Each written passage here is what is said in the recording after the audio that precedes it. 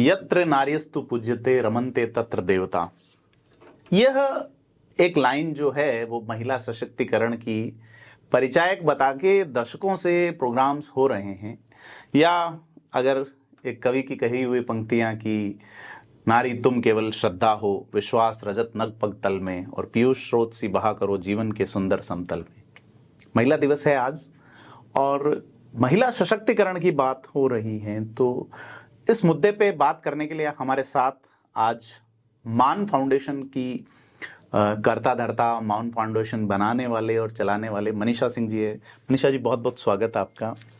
जानना चाहेंगे कैसे जर्नी शुरू होती है मान फाउंडेशन की सबसे पहले, फिर अपन महिला सशक्तिकरण वाले मुद्दों पे आएंगे, बताएं।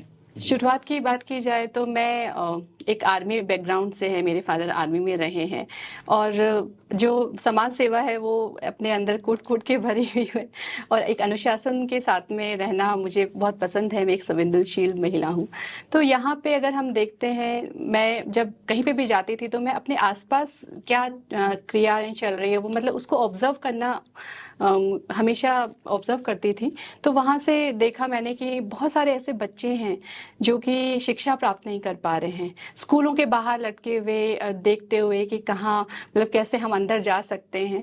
तो ऐसे ही एक दो स्कूल्स जो जगतपुरा में है और वहाँ पे पूरा स्लम एरिया है, कच्ची बस्ती एरिया में बच्चे स्कूलों के बाहर मिले लेकिन स्कूल के अंदर बहुत कम बच्चे मिले मुझे।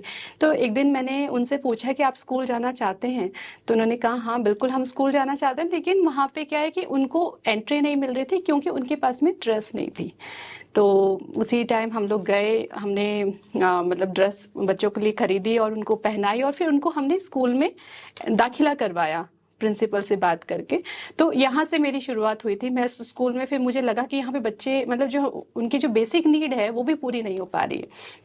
तो उनकी बेसिक नीड के लिए हमने जैसे कपड़े होते हैं वो उनको देना शुरू किया तो ताकि वो स्कूल पहुंच पाए। फिर हमने शुरुआत की वहाँ स्कूल से कि उसको हम एक आदर्श स्कूल कैसे बनाए, क्योंकि बहुत सारी ऐसी कमियां थी, खामियां थी कि बच्चे शिक्षा बहुत अच्छे से नहीं प्राप्त कर पा रहे थे। बहुत डिस्टर्बेंस हो रहा था, जैसे बाहरी वातावरण बहुत खराब हो रहा था।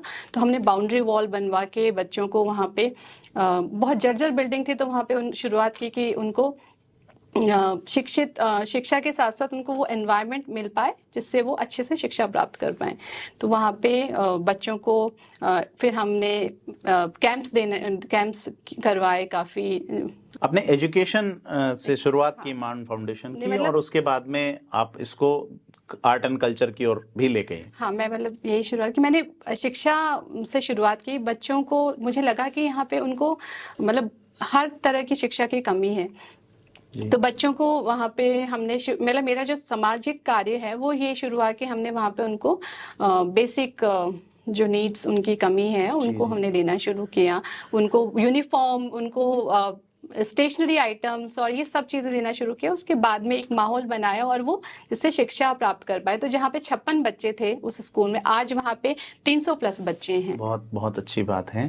तो महिला सशक्तिकरण का मतलब यह है कि एक महिला जो कि पारिवारिक रूप से आर्मी बैकग्राउंड से हैं और वो उस वर्ग को सशक्त करना चाहती हैं जो कहीं पीछे छूट जा रहा है आज की नियमों वाली सोसाइटी में, कि यूनिफॉर्म होगी तो आप अंदर आएंगे या आपके पास पैसा होगा तो आप इस स्कूल की चारदीवारी के अंदर होंगे, मतलब ऐसा ही कुछ।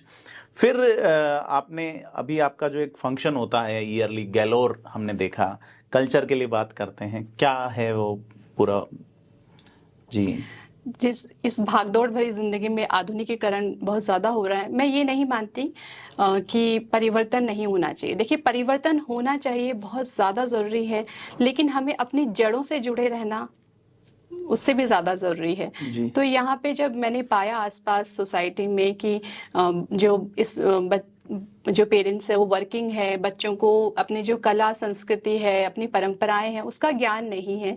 तो यहाँ से शुरुआत हुई। कि हम लोग जो तीज उत्सव है, गणगौर उत्सव है, जी और जी जो गैलोर जो बैंड है जिसमें हम घूमर और कई तरह की ऐसी कला और संस्कृति जो लुप्त होती जा रही है, उनसे युवाओं को जोड़ते हैं और युवाओं के साथ में एक तरह से सेलिब्रेशन होता है और उसको दूर दूर तक पहुंचाते हैं कि किस तरह की हमारी कला और संस्कृति रही है और जो हमारा अस्तित्व है वो उससे बना रहे और हमारी जो कला और संस्कृति है उसका संरक्षण और संवर्धन होता रहे। जी। तो क्या मानती हैं आप कि अभी जो प्रयास चल रहे हैं, जैसे मैं पहले आपसे अपन बात कर रहे थे कि महिला सशक्तिकरण जो है वो महिलाओं को सशक्त करना इम्पोर्टेंट है, या जो महिलाएं सशक्त हैं उन्हें समाज के लिए सोचना चाहिए जैसे आप कर रहे हैं, तो इस दिशा में सरकारें कैसे बढ़ें? आप क्या विचार रखती हैं इसके ऊपर, चाहे वो महिला आयोग हो, चाहे एनजीओज हों, चाहे कॉरपोरेट हाउसेस हों? जो देखिए, सबसे पहले मैं मानती हूँ कि ग्राउंड लेवल पे काम करना बहुत ज़रूरी है।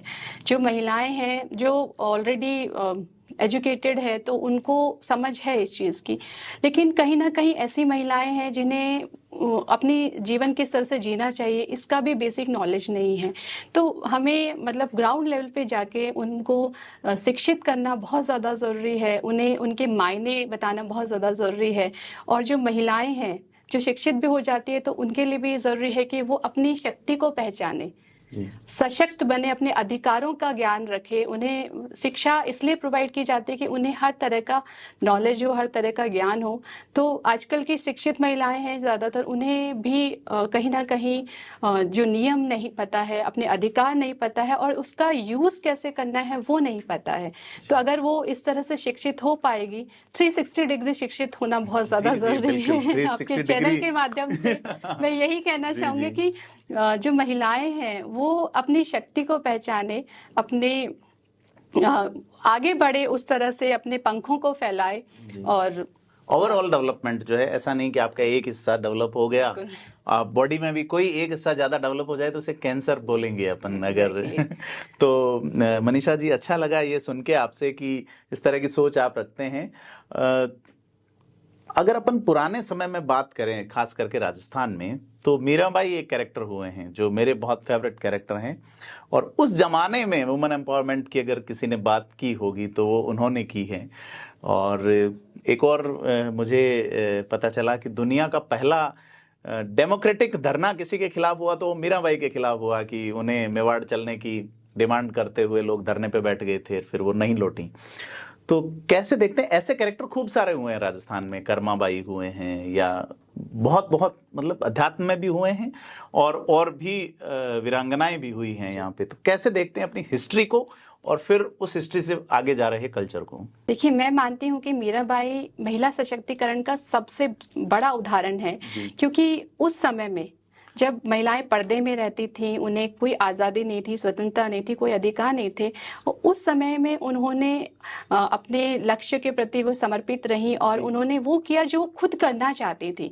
तो यहाँ इसी माध्यम से मैं अभी की महिलाओं को, जहाँ पे अभी आपके पास में बहुत सारे अधिकार है, बहुत सारे आपके पास में सुनने वाले हैं आपकी, बिल्कुल हाँ, शिक्षा आपको मिली हुई है, तो यहाँ पे आप अपने मन की सुने, जो आप करना चाहते हैं वो करें, अपने मन की सुने और अपने लक्ष्य के प्रति समर्पित रहें।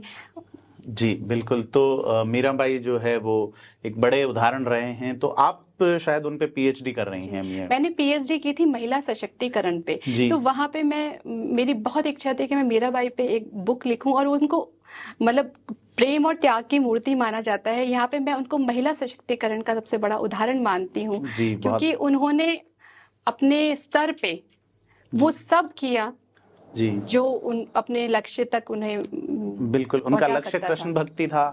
और उस दौर में जब मुगल काल का समय था, तब मीराबाई ने एक अनूठी धारा दी भारतीय साहित्य को, भारतीय अध्यात्म को, भारतीय धर्म को, या भारतीय उस समय के मानस की चेतना को। तो मीराबाई तो बिल्कुल महिला सशक्तिकरण का निश्चित तौर पे एक उदाहरण है। अगर अपन पढ़ें गुरु गोविंद सिंह का लिखा हुआ ग्रंथ प्रेम अम्बोधि पोथी, मीराबाई को भक्त शिरोमणि लोग कहते हैं, लेकिन मैं मानता हूं कि मीराबाई के लिए शब्द ठीक नहीं है, क्योंकि प्रेम अम्बोधि पोथी में 10वें गुरु गोविंद सिंह जी महाराज ने उन्हें संत शिरोमणि कहा है, भारत के सर्वकालिक 16 महान संतों में से एक बताया है। तो उनको भक्त, सिर्फ भक्त मान लेना एक कमी होगी। रजनीश के साथ ओशो जो थे, उनके साथ सुमित्रा नंदन पंत के एक व्याख्यान में भी रजनीश ने ये कहा है कि वो भारत के 12 चमकते हुए नक्षत्रों में से एक थी। तो अच्छी बात है कि वो हमारे राजस्थान से थे और विरोध उन्होंने झेला उस जमाने में। फिर लंबे समय तक दूसरी मीरा द्वितीय कोई नहीं हुए, प्रताप सिंह द्वितीय तो हुए मेवाड़ में, लेकिन न तो मारवाड़ में कोई मीरा सेकंड हुई या न मेवाड़ में हुई। नाम ज्यादा नजर नहीं आता मीरा जी का कि किसी बच्चे का नाम मीरा रखा जाए। तो है, कुछ उदाहरण है, लेकिन इतना नहीं है। तो ये लगता है कि मीरा जो एक अनूठी सरगम दे गई उस जमाने में, जब भक्ति जो है वो सूफीवाद की ओर जा रही थी, तो उन्होंने भक्ति को दिया। उनके आप पद देखिए कि सारे ही पद जो है, मैं तो सांवरे रंग राची, मीरा के प्रभु गिरधर नागर, हरि मेरो जीवन प्राण आधार, नैना निपट बंकट छवि अटके, जैसे मीरा जी के 50 पद जो है मुझे कम से कम याद है ना। हेरी मैं तो प्रेम दीवानी जो कि फेमस है उनका, तो वो तो एक अनूठा, आज के कवियों के लिए भी अगर उनकी एक लाइन में से एक शब्द से लोग पूरी कविता रच देते हैं। पायो जी राम धन, पपीहा पिव की वाणी ना बोल।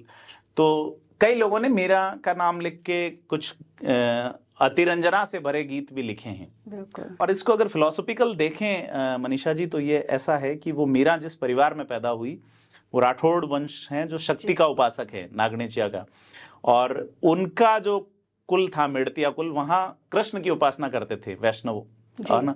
और वो जिस परिवार में उनकी शादी हुई वो शैव हैं, शिव की आराधना करते हैं। तो तीनों का एक मिक्सअप नजर आता है।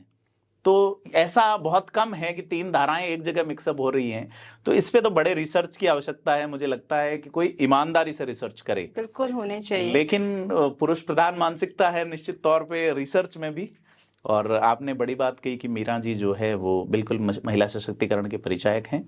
मैं मानती हूँ कि कला और संस्कृति हमारी पहचान है और इसी से हमारे जो देश का, हमारे राज्य का अस्तित्व है, इसको बचाने के लिए हमें प्रयास किए जाने चाहिए। हम युवाओं को अपनी कला और संस्कृति से अवगत कराएं, उन्हें बताएं, इवन हमें उन्हें लॉजिक बताएं। जैसे मैं जब तैयार होके अपने जो तीज त्योहार है उनको मनाती थी, तो मेरी जो डॉटर है वो हमेशा पूछा करती थी मुझसे कि आप ये क्या कर रहे हो, आज तैयार क्यों हुए हो, क्यों मना रहे हो, क्या कैसे मनाते हैं। तो वो सब चीज़ें मैंने जब उसके सवाल मेरे सामने आए तो मुझे लगा कि मुझे अपनी ही बेटी को नहीं, मुझे सभी बेटियों को बताना चाहिए कि जो हमारी कला और हमारी संस्कृति है उसको हम किस तरह से हमारे त्योहारों को मनाएं, हमारे इतिहास में किस तरह की कहानियां हैं, हमारे जो हमारी विरासतें हैं उनके पीछे की क्या क्या कहानियां हैं। तो बड़े गर्व के साथ में मैं उसे बताया करती थी। और मैं मानती हूँ कि हमारा जो कला और संस्कृति है, जो हमारी परंपराएं हैं, उनको हमें निभाना चाहिए। इस टेक्नोलॉजी जो है, रील बनाने वाले युग में ये बात तो होनी चाहिए निश्चित तौर पे। बिल्कुल जी। तो लोग रील तक सिमट के रह गए हैं और आप अच्छा काम कर रही हैं अपने एनजीओ में। ये जो गैलोर आप फंक्शन करते हैं जिसमें आप लेडीज को कुछ अवार्ड वगैरह देते हैं शायद जी, तो क्या क्राइटेरिया रहता है आपके सिलेक्शन का? देखिए, गैलोर अवार्ड्स तो जिन्होंने कला और संस्कृति और अपने अपने क्षेत्र में जिन्होंने बहुत अच्छा कार्य किया है उनको हम अवार्ड देते हैं, और ताकि वो आगे और अच्छे मोटिवेशन के साथ में काम कर पाए। और साथ साथ जो गैलोर में जो युवा है उनको अपनी कला, संस्कृति, परंपराओं से जोड़ना हमारा एक जी बहुत अच्छा इनिशिएटिव है। आप अगर इसको देखें कि राजस्थान में आर्ट एंड कल्चर और उसके अलावा हिस्ट्री एक समृद्ध विरासत है और वो आगे टेक्नोलॉजी के साथ भी जाएं उसकी कोशिश भी करते हैं आप, और यूथ को जोड़ने की कोशिश है, तो मुझे लगता है आप ठीक काम कर रही हैं। जी मैं मानती हूँ टेक्नोलॉजी बहुत जरूरी है ना, आगे बढ़ने के लिए देश विकसित हो रहा है हमारा। तो यहाँ पे जो परिवर्तन है बहुत ज्यादा जरूरी है, लेकिन परिवर्तन के साथ साथ जो हमारी जड़ें हैं उनके साथ जुड़े रहना बहुत ज्यादा जरूरी है, क्योंकि जो अस्तित्व है उसको बचाना हमारा प्रयास रहता है। कला और संस्कृति का संरक्षण और संवर्धन और युवाओं के साथ में उसको लेके चलना, ये हमारा तो फैमिली के लोग ऐसे कहते नहीं भाई कहाँ आप यूं टाइम दे रहे हो, या मतलब कैसे आप अपनी लाइफ को मैनेज करते हैं इसमें, या अपनी जो फैमिली लाइफ या कुटुंब वाला जो ट्रेडिशनल जी जी रहते हैं, तो कोई दिक्कत नहीं आती उसमें? देखिए, दिक्कत हमेशा शुरुआत में आती है। मैं ये जी। मानती हूँ शुरुआत में दिक्कत मुझे भी आई थी।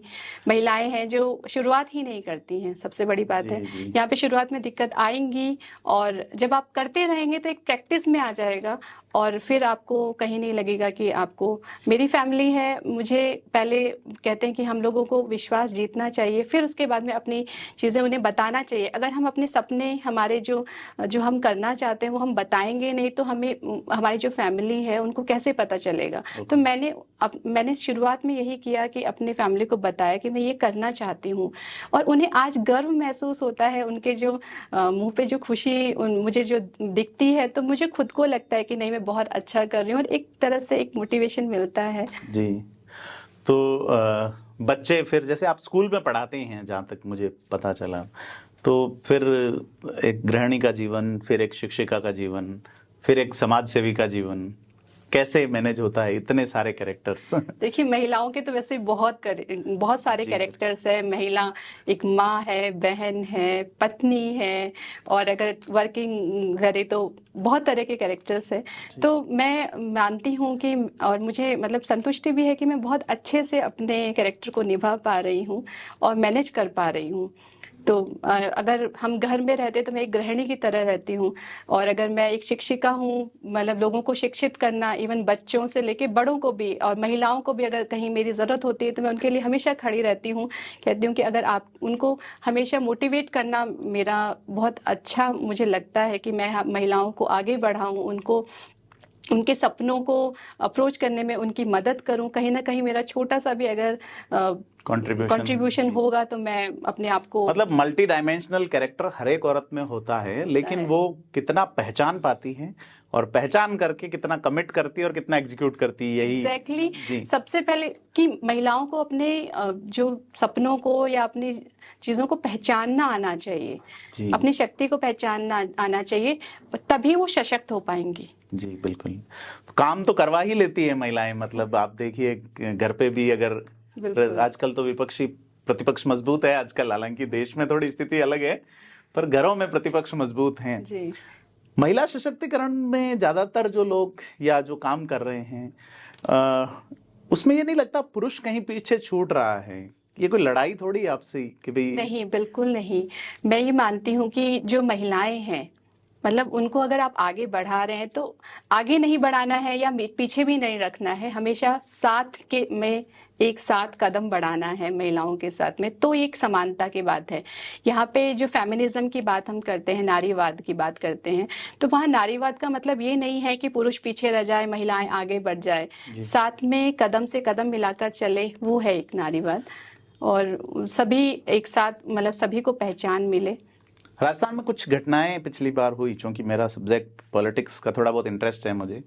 एक मंत्री राजस्थान की विधानसभा में बोल जाते हैं कि मर्दों का प्रदेश है, गलतियां हो जाती हैं। प्रतिपक्ष भी उस वक्त नहीं टोकता, भाजपा के उस दिन कोई लोग नहीं बोले थे, दूसरे दिन जब अखबारों में छप गया तब लोग बोले। तो क्या सोचते हैं, अपन किसी पार्टी का नाम नहीं लें, लेकिन इस तरह की जो हिम्मत है नेताओं में, वो कैसे आ जाती है? देखिए, और महिला संगठन भी बहुत काम कर रहे हैं, मुझे कोई बड़ा विरोध नजर नहीं आया। बहुत ही दुर्भाग्य की बात है कि अगर विधानसभा में ऐसी बातें चलती है कि जो राजस्थान है वो एक मर्दों का प्रदेश है, तो बहुत ही निंदनीय है। मैं ये मानती हूँ कि पुरुषों को जिस तरह से ऐसी बातें अगर वो सामने लाते हैं, तो क्योंकि वो जनप्रतिनिधि होते हैं तो लोगों को भी बोलने का मौका मिलता है, तो उन्हें हमेशा ये सोच समझ के बोलना चाहिए। और ये एक सम्मान का विषय है महिलाओं के लिए कि महिलाएं आगे आती हैं, बढ़ती हैं। तो मतलब अगर दुर्घटनाएं हो रही है या कहीं ना कहीं उनकी सुरक्षा पे सवाल उठाए जा रहे हैं, तो कम से कम इस तरह की बातें सामने नहीं आनी चाहिए। कि राजस्थान है जो वीर वीरांगनाओं का प्रदेश है और यहाँ पे ऐसी कहानियां भरी हुई हैं हमारे इतिहास में, जो कि हर एक बच्चों को पता होनी चाहिए। तो मैं मानती हूँ जिस तरह से हाड़ी रानी की कहानी है, उन्होंने अपने पति को कर्तव्य निभाने के लिए अपना सर काट के दे दिया था। पद्मिनी जी की कहानी है, उन्होंने अपने आत्मसम्मान स्वाभिमान के लिए उन्होंने जौहर किया। इस तरह से बहुत सी ऐसी कहानियां हैं जो बच्चों को पता होनी चाहिए। इतिहास को पढ़ना चाहिए बच्चों को, और साथ साथ में जो हमारा यहाँ की विरासतें हैं, हमारी जो परंपराएं हैं, हमारी जो कला है, संस्कृति है, जो कि देश विदेश में प्रसिद्ध है, तो वो भी बच्चे करीब से जाने और उसको आगे से आगे लेके जाए, लुप्त ना होने दें। तो आपसे खासा कई विषयों पे बातचीत हुई, कोई मैसेज जो कि महिला दिवस पे आप देना चाहें? जी। देखिए, मैं कहना चाहूंगी कि महिला और पुरुष, उनका अस्तित्व अलग नहीं है, वे एक साथ चलें। एक गाड़ी के दो पहिए हैं, जो कि साथ चलेंगे तो आगे बढ़ पाएंगे, और नहीं तो कहीं ना कहीं कोई ना कोई पीछे छूट जाएगा। महिला दिवस पे आप क्या संदेश देना चाहेंगी? महिला दिवस पे मेरा यही संदेश है कि सभी महिलाएं अपनी शक्ति को पहचानें, अपने लक्ष्य के प्रति समर्पित रहें और आगे बढ़ें, अपने पंखों को फैलाएं, और निश्चित रूप से आपको मंजिल मिलेगी। आप निराश ना हो, कहीं ना कहीं आप आगे बढ़ते जाएंगे तो सक्सेस आपके हाथ लगेगी ही लगेगी। इसी कामना के साथ मैं सभी को महिला दिवस की हार्दिक शुभकामनाएं देना चाहूंगी। बहुत बहुत धन्यवाद। तो बहुत बहुत धन्यवाद मनीषा जी, आज हमारे साथ जुड़े। आपने महिला सशक्तिकरण में पीएचडी की हैं और महिलाओं के अधिकारों और उनके विषयों को लेकर लगातार काम कर रहे हैं, और साथ ही साथ राजस्थान की कला और संस्कृति पे आप बड़ा काम कर रहे हैं। आपका मान फाउंडेशन अच्छा काम कर रहा है, आप अच्छा काम करते रहें, इसके लिए हमारी शुभकामनाएं हैं। और आपसे अपील है कि आपने अभी तक अगर हमें सब्सक्राइब नहीं किया है तो थिंक 360 को सब्सक्राइब करें, और वीडियो को लाइक शेयर करें और कमेंट करें कि मनीषा जी की कौन सी बात आपको सबसे अच्छी लगी। धन्यवाद।